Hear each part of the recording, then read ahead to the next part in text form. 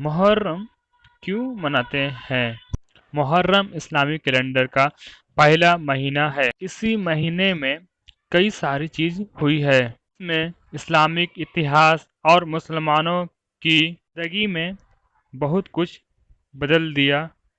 کہا جاتا ہے کہ اسی مہینے میں آدم علیہ السلام، جنہیں بہت سارے لوگ ایڈم کہتے ہیں، وہ پیدا ہوئے۔ اس کے علاوہ اور بھی کئی سارے پیغمبر اسی مہینے میں پیدا ہوئے، لیکن ان سب کے علاوہ شیعہ مسلمان ہیں جو اسے غم کا مہینہ کہتے ہیں۔ سوال یہ ہے کہ غم کا مہینہ کیوں کہتے ہیں؟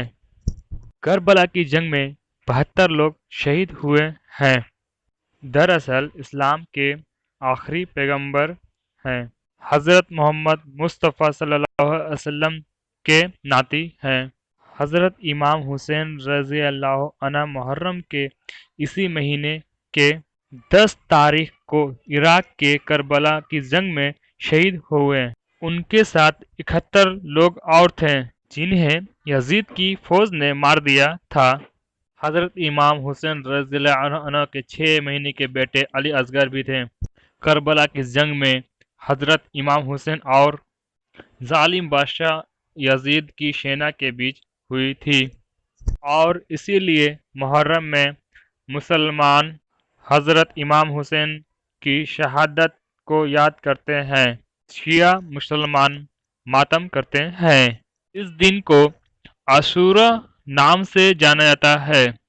امام حسین حضرت محمد مصطفیٰ کی بیٹی فاطمہ اور حضرت علی کے بیٹے ہیں۔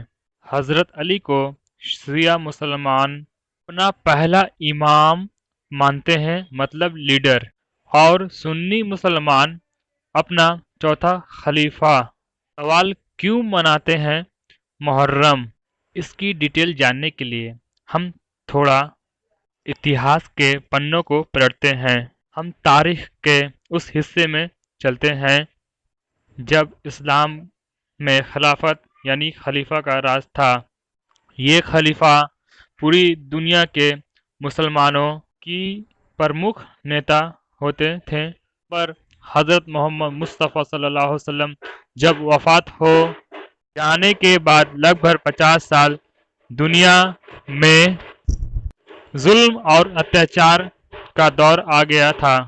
سیریا کے گورنر یزید نے خود کو خلیفہ گھوشت کر دیا تھا، لیکن وہ کرپٹ اور تانا شاہ تھا۔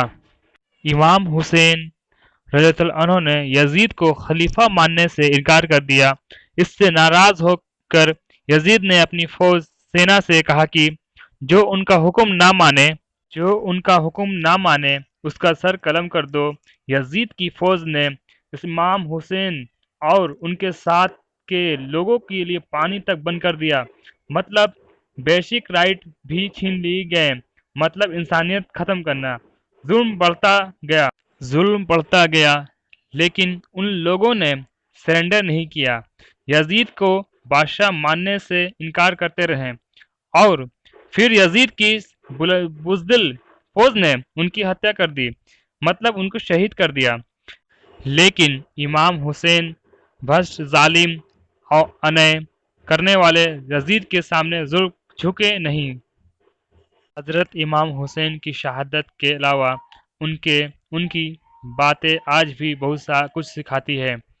ان کی باتوں میں اچھی زندگی جینے کا سندیش ہے۔ حضرت امام حسین کی 5 باتیں، ایسی کچھ باتیں جو اپنی زندگی کو بدل کر رکھ دے۔ پہلا، عزت کے ساتھ مرنا، ذلت کے ساتھ زندگی۔ دوسرا، عقل اس وقت تک کامل پورا نہیں ہے جب تک حق کی پیروی نہ کی جائے، مطلب آپ کے پاس عقل ہے، اس سے صحیح راستے میں استعمال کریں۔ تیسرا، سچ کے راستے پر رہو، چاہے وہ راستہ جتنا بھی مشکل کیوں نہ ہو۔ چوتھا، بہترین شاسک جو ظلم کو مٹائے اور انصاف کو زندہ کرے۔ पांचवा अपने पांचवा, अपने भाई या साथी के बारे में वो बातें करें जो उनके पीछे कहो जो खुद को लिए सुनना पसंद हो। मतलब कि दूसरे के बारे में ऐसा ही करें जो खुद के लिए सुनना पसंद करें। नमाज ही ऐसी चीज़ है जो बुरे रास्तों से बचाती है और अच्छे रास्ते